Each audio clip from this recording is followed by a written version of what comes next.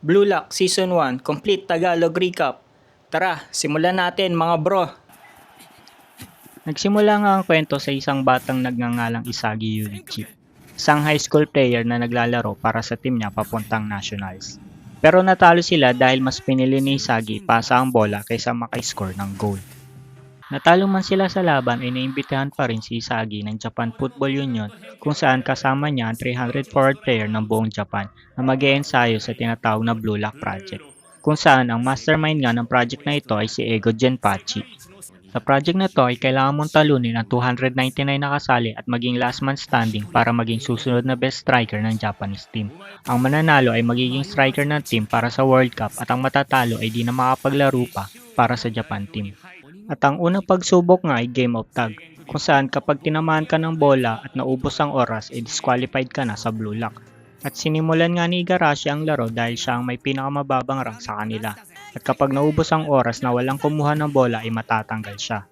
Dahil sa paghawak ni Kaguri kay Isagi ay tinamaan ito ng bolang sinipa ni Kunigami para kay Kaguri. At nang subukan muling patamaan ni Isagi si Kaguri, naisip niya na mali ito at sa kagustuhan na mas maging malakas na striker ay dapat niyang talunin yung mas malakas kesa sa kanya.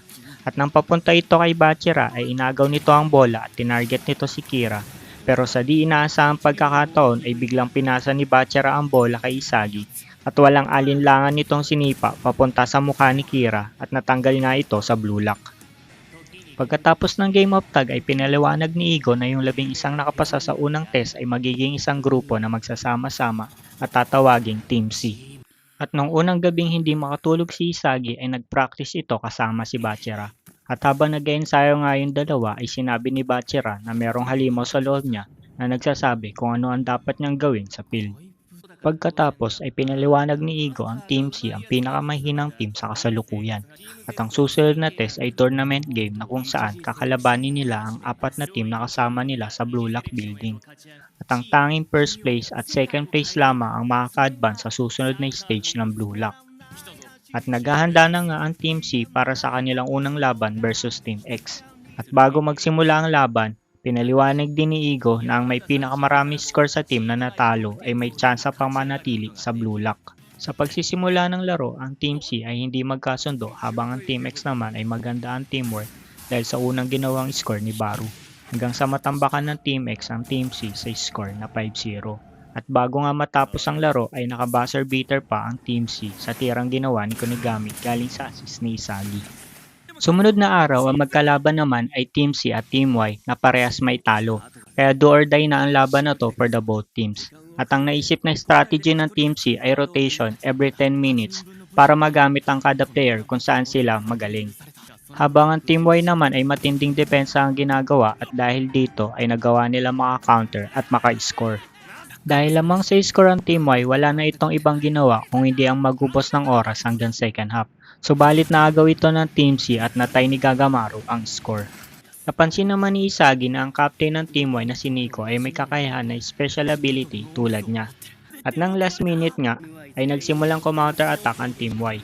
Gayunpaman, napigilan ito ni Isagi at nung nakuha niya ang bola, gumawa sila ng last minute play ni Kunigami at Bachira.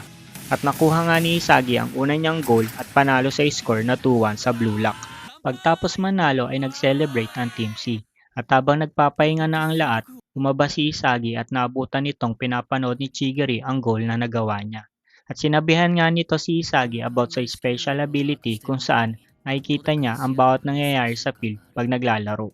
At pinaalam din ni Chigiri kay Isagi na nagka-ACL siya a year ago. At natatakot nga ito na ma-injury muli at hindi na makapaglaro ng soccer. At ang sumunod na kalaban naman ng Team C ay ang Team W, kung saan sa first half pa lang ay maganda na ang pinapakitang laro ng Team C. At natambakan nila ang kalaban sa score na 3-0. At lahat ng score na ito ay galing kay Kuon. At nang magsimula na ang second half ay nagsimula ng sabotahin ni Kuon ang Team C at nakahabol ang Team W sa score. At inamin nga ni Kuon na nakipagsabuatan siya sa Team W para siya maging top scorer ng Team C. Kapalit ang pag-leak sa kalaban ng buong strategy ng Team C. At dahil dito, naging 12 versus 10 ang laban. At sa score na 4-3 ay nagiging desperado na si Isagi. Habang nakatitig si Chigiri kay Isagi, nakita niya yung sarili niya dito. at unti-unti ngang nawala ang takot nito na may injury ulit. Tumakbo si Chigiri at napansin ito ni Isagi at nag-long pass ito papunta kay Chigiri. Nakuha ito ni Chigiri at dahil sa sobrang bilis nito ay wala nakapigil sa kanya at naka-score ng goal at naging draw ang laban. Pagkatapos ng match ay nag-try si Kuon na maipag-deal sa Team B, katulad ng ginawa niya sa Team W. Pero hindi nga interesado ang mga ito dahil sila ang team na pinakamalakas. At dumating na nga ang final match between Team B and Team C. Sa labang ito 11 versus 10 dahil nasa side lang si Kuon. Sinubukan ng Team C gawin yung pre-practice nilang play sa game at muntik na nga silang maka-score. At nang mapunta naman sa Team B ang bola, sinipa naman ito ni Reo ng malakas papunta kay Nagi. At nagulat nga ang Team C sa ginawang pag-control ni Nagi sa bola at pag-score. Sabay sabing easy peasy lang maka-score, bakit hindi nyo magawa? Sa sunod-sunod na offense ang ginawa ni Nagi at Santetsu ay naging 3-0 agad ang score. Dahil hindi gumana ang mga strategy na ginawa ng Team C, na-inspire nga si Bachira at na-awaken yung pagiging egoist nito. Dahil magaling ito sa dribbling, ay nalampasan niya si Reo gamit ang roulette at na-fake naman niya si Santetsu at naka-score nga ito ng goal. Dahil sa ginawa ni Bachira, na-awaken ang buong Team C at sinimulan nga nila ito sa magandang depensa. Hanggang sa naka-goal si Kunigami at naging 3-2 ang score bago matapos ang first half. Sa second half naman ay matinding depensa at pangasar ang ginawa ni Raichi kay Reo at sa asar nito ay bigla umano itong naniko. Kaya nabigyan ng free kick ang Team C. Si Chigiri naman ang sumunod na nagpasiklab at nahigitan niya sa bilis si Santetsu at naka-score at naitablas sa 3-3 ang laban. Sa ganda na pinapakita ng Team C ay nagising ng tuluyan ang genius na si Nagi at ang pagiging egoist nito. Gayon din si Santetsu at dahil dito nakagawa ng matinding play si Santetsu at Nagi at umiscore ng pambihirang goal. Mahigit 13 minuto na lang ang natitira sa oras at lamang ang Team B ay nagsimulang umatake ang Team C gamit ulit ang bilis ni Chigiri. At nang muling malampasan ni Chigiri si Santetsu ay humarang si Nagi at nabasa nga daw niya ang plano nito. To the rescue naman itong si Isagi at dahil nga ito sa taglay niyang special ability. At nang may pasa ni Isagi kay Chigiri ang bola papuntang goal ay nablock naman ito ng goalkeeper. Na-rebound ito ni Gagamaru subalit na-block ang kanyang tira. Another rebound ng bola at kay Kunigami ito napunta. Sa lakas ng sipa nito ay naipasok ang bola sa goal at naitabla sa score na 4 points. At lahat ng ito ay nakita ni Isagi na mangyayari dahil sa kanyang special ability. Sa last 5 minutes ay umatake bigla ang Team B. Pinasa nga ito kay Nagi. Hindi naman pumayag si Isagi at sinubukan niya itong pigilan. Pero hindi ito nahirapan para lampasan siya at dumiretso sa goal. At sa hindi inaasahang pagkakataon, pinigilan ni Kuon si Nagi. At dahil dito, nakakuha siya ng red card. At dahil nga sa effort na ginagawa ng Team C sa paglalaro, ay na-inspire si Kuon na tulungan ng team. At sinabi nito na gusto niya maging best striker in the world kaya kailangan manalo ng Team C. Sumagot naman si Isagi na mananalo sila at muling nabuhayan ang Team C. Subalit ang Team B naman ay hindi makakapayag na matapos lamang sa tabla ang laban at gusto nilang durugin ang Team C. Sa free kick naman ay sinipa ni Reo ang bola ng napakalakas patungong goal. Pero napigilan ito ni Lemon. Nakalusot naman si Santetsu at nakuha ang second ball pero napigilan siya ni Raichi. Subalit sa kasamaang palad, napunta kay Nagi ang bola at nang sipain nito ang bola papuntang goal at palusutin sa tatlong defender ng Team Z, bigla naman sumulpot si Gagamaru at nipigilan niyang tuluyan maka-score ang Team B. At nang makuha ni Isagi ang bola, counter-attack ang Team Z. From Isagi to Bachira hanggang sa pinasa kay Chigiri at pinasa kay Kunigami hanggang sa muntik maagaw ni Santetsu hanggang sa muntik ma-out of bounds ang bola. Buti na lang ay nahabol ito ni Raichi at nasave ang bola. Pinasa niya kay Bachira at nagsimulang tumakbo papuntang goal si Chigiri, Kunigami at Isagi at pinasa ni Bachira ang bola papunta kay Isagi. Dito nga isinipa ni Isagi ang bola papunta sa goal ng napakalakas at tinawag niya itong direct shot. Hanggang sa tuluyang pumasok sa net at naka-score. Natapos ang laban sa score na 5-4 at nanalo ang Team Z. At nang matapos ang first team selections, ang Team B at Team C ay naka-advance. Ganon din si Baro at Nico as top scorer ng team nila. At nang dumating ang araw ng second stage, ipinaliwanag ni Ego na sa second selections ay series ng individual strength.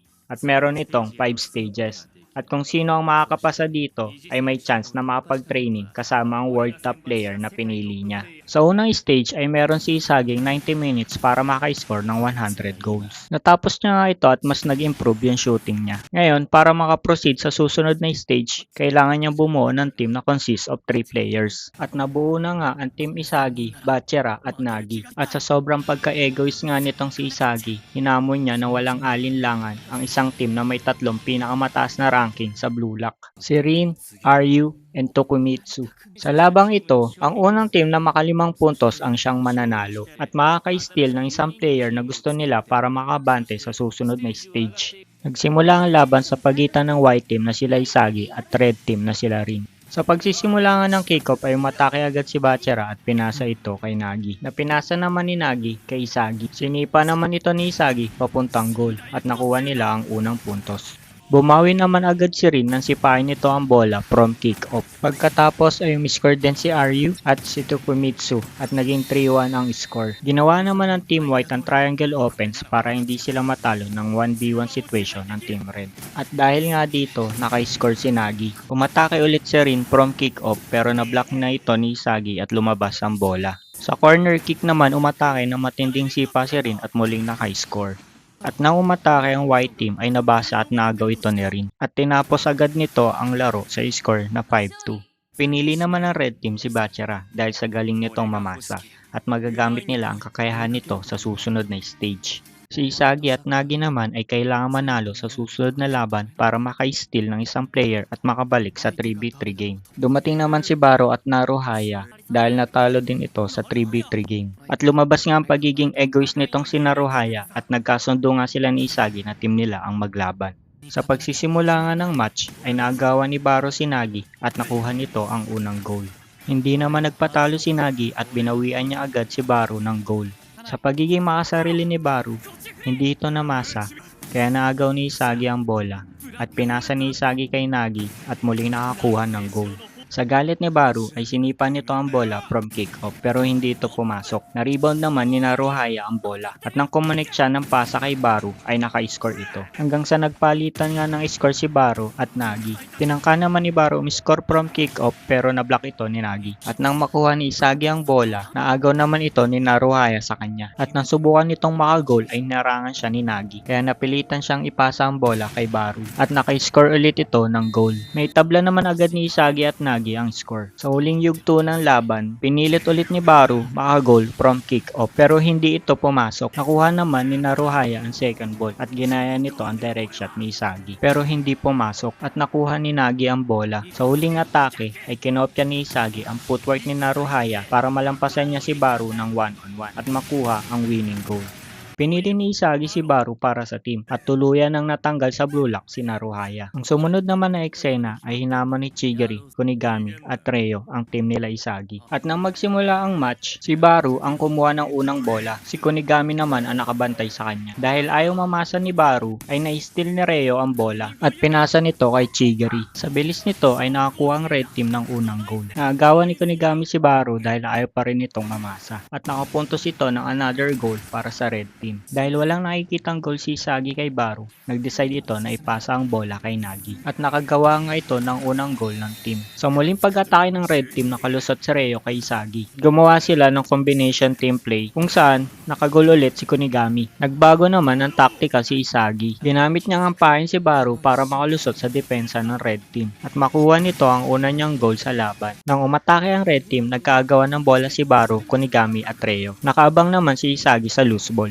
Pagkakuha ay pinasa niya kay Nagi at naitabla nila ang laban sa score na 3-3. Pagkatapos, sinabayan naman ni Chigiri ang magandang pinapakitang chemical reaction ni Isagi at Nagi. At mas binilisan ni Chigiri ang takbo hanggang sa maiwan si Nagi ng tuluyan at lampasan pati si Baro at tuluyang makagol. Sumunod naman ay inagaw ni Baro ang pasa ni Isagi kay Nagi at sinipa papuntang goal. Hindi pumasok at nakuha ni Kunigami. Nakaabang naman si Isagi sa pasang gagawin nito at aksidenteng nasipa ni Reo ang bola papunta kay Baro. Kaso nga lang ay nasa likod niya si Chigiri at maunahan siya nito sa bola. Nakita niya si Isagi sa unahan niya at sinabihan siya nito na ipasa ang bola.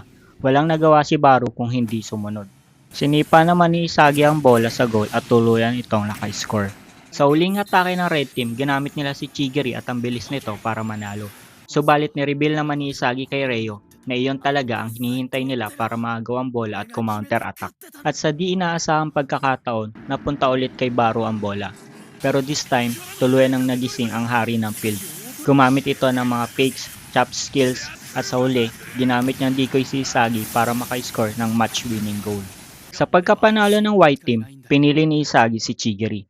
Dahil para matalo sila rin, kailangan nila ng player na kayang sumabay sa intense ng laruan nilang tatlo sa field.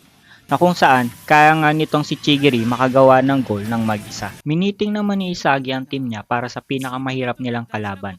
Pagkatapos ay pinuntahan niya siya rin para muling hamunin at bawiin si Bachara. At dumating na nga ang muling pagtutuos ng team nila rin at team nila Isagi. Sa start ng kick-off ay nagpasiklab agad ang team white ng isang super link-up play sa pamamagitan ng pag-agaw ni Isagi ng bola at pinasa nito kay Nagi na pinasa naman kay Chigiri at naka-score ng unang goal. Gayunpaman, sa galing mang mastermind nitong si Rin, nag-fade shot ito kay Nagi, ganon din kay Chigiri at pati si Isagi ay nilampasan nito na walang kahirap-hirap at umiscore ng goal. Laging ang one step ahead itong si Rin kila Isagi, kaya nabasa nito ang sunod na atake ng white team at naagaw niya ang bola. Sabay pasa kay Bachara. Sinipa naman ni Bachara papuntang goal dahil sa utos ni Rin. At naka-score ng goal si RU. Sumunod na eksena naman ay nagising itong si Nagi dahil sa pinapakitang play ni Rin at Isagi sa field. Tuluyan nga itong na-inspire at dahil dito na-fake niya si Rin hanggang sa nakagawa ito ng goal para itay ang score. Muli namang umatake ang red team sa pangunguna ni Rin. Pasa kay Tokumitsu, kay RU at nilampasan ni Rin si Nagi gamit ang fake. At sa huli, ginamit niya rin si Bachara para ma-out position itong si Isagi at muling maka-score. Sa pagkakataong ito, naisip ni Isagi na kontrolado pa rin niya rin ang buong field. Buti na lamang ay merong Baro sa white team na sobrang unpredictable gumawa ng play. Dahilan kung bakit hindi nabasa ni Rin ang atake ng team white. Inagaw nga ni Baro ang bola na para kay Isagi. Dumiretso si Baro papuntang goal at naitabla nga nito ang score sa 3-3. Gayunpaman, hindi pa din nila mapigilan si Rin. Dahil sa sobrang galing nito, ay muli ito naka-score from free kick na sobrang layo sa goal. Isang puntos na lang ay matatalo na ang team white kaya hindi dapat magkamali sa paggawa ng play. At pinangunahan ito ni Isagi. At tuluyan nga nag-evolve ito sa paglalaro. Hanggang sa na-outplay nito si Rin. Gamit ang backheel direct shot, muli na namang naitabla ng team nila Isagi ang score. Pagkatapos, sinabi ni Isagi na dudurugin nila sa susunod na play ang team red. At sila ang mas better. Nagsalita naman si Rin sa team red na ibuhos na nila lahat sa huling play na to para manalo. At nang magsimula ulit ang laro, magandang depensa ang pinakita ng team white. Dahilan para maagaw nila ang bola at maka-atake. Nang makuha ni Chigiri ang bola, pinasa niya ito kay Nagi, na pinasa naman kay Isagi at sinipa ito papuntang goal. Subalit na block ito ni Rin at napigilan ang pagkapanalo ng team white. Napunta naman ang loose ball kay Bachara at mag-isa itong umatake papuntang goal. Pinagmukhang bata nga ni Bachara ang tatlong player ng team white na nakabantay sa kanya na si Baro, Chigiri at Nagi. At nang makalampas si Bachara sa tatlo ay muli itong pinigilan ni Nagi. Ngunit nabigo ito at tuluyan sinipa ni Bachara ang bola papuntang goal. Subalit napigilan ito ni Isagi. Sa kasamaang palad, napunta ang rebound ng bola sa lugar kung nasaan si Rin. At sa puntong iyon ay sinipa ni Rin ang bola papuntang goal. At tuluyang nanalo ang red team sa score na 5-4. Dahil na-impress si Rin sa play ni Isagi, pinili niya ito bilang ikalimang miyembro ng team nila. Para durugin at para masaksihan ni Isagi paano maging world best player itong si Rin sa tabi niya. At nang mapabilang na si Isagi sa new team kasama sila Rin at Bachara, kinausap naman sila ni Igo para sa third selection kung saan kakalabanin nila sa training camp ang world's top players. Si Leonardo Luna ng Spain, Adam Blake ng England, Pablo Cavazos ng Argentina, Dada Silva ng Brazil, at ang child prodigy ng France na si Julian Loki. At dumating na nga ang araw ng training camp kung saan maglalaban ang World's 5 versus new team ni Isagi. At nang magsimula ang match, nagpakitang gila si Bachara sa dribbling at nilampasan nito si Pablo Cavazos kung saan kumonek ng magandang pasa si Bachara kay Rin at nakuha nila ang unang score laban sa World 5. Maganda man ang simula ng chemical reaction ng Team Blue Lock, hindi pa din ito sapat para manalo sa World 5. Dahil nang magsimulang umatake si Julian Loki, mabilis lang itong nakalampas kay Isagi, Bachara, Ryu, Tokumitsu, Rin at walang hirap na naka-score. Sunod-sunod na umiscore ang World 5 at walang nagawa ang Team Blue Lock mapadepensa o opensa sa laro. Sa huli ay sinubukan niya rin pigilan si Leonardo Luna ng Spain Subalit walang kahirap-hirap siya nitong nilampasan at tinapos ang laro. After matalo sa World 5 ay makikilala na nila Isagi ang 6 na team pa na nakapasa sa third selection ng Blue Lock. Una nga dito ay team nila Nagi, Baru, Chigiri at Santetsu. Ang sumunod ay di pamilyar kila Isagi na sila Otoya, Himisu, Yukimiya, Yusu at Karasu. Next naman ay di rin pamilyar kila Isagi. At ang sumunod naman ay ang team nila Nico na sinundan naman nila Raichi, Kagamaru at Wanima. At sa panghuling team ay sila Igaguri at Reo. Sa kasamaang palad, si Kunigami ay na-eliminate ng makalaban nila si Shido. Sa pagkakataong iyon, binalita naman ni Igo sa Blue Lock Player Finalist na magkakaroon sila ng match against Japan Under 20 kung saan makakalaban din nila doon si Itoshi Sai na kapatid ni Rin. At kapag natalo sila sa laban, ang Blue Lock Project ay tuluyan ng isa-shutdown. Pero kung sila naman ay mananalo, papalitan nila ang Under 20 team para maglaro sa World Cup. At dito nga natapos ang Season 1 ng Blue Lock kung saan naniniwala si Eigo Genpachi na kayang manalo ng Blue Lock team sa Japan Under 20. At dito nga natapos ang Season 1 ng Blue Lock mga bro. Sana nagustuhan nyo yung ginawa kong Tagalog recap. At mag-subscribe na rin kayo para ma-update kayo sa mga susunod pa natin gagawin. Peace out mga bro. Until next time. See ya!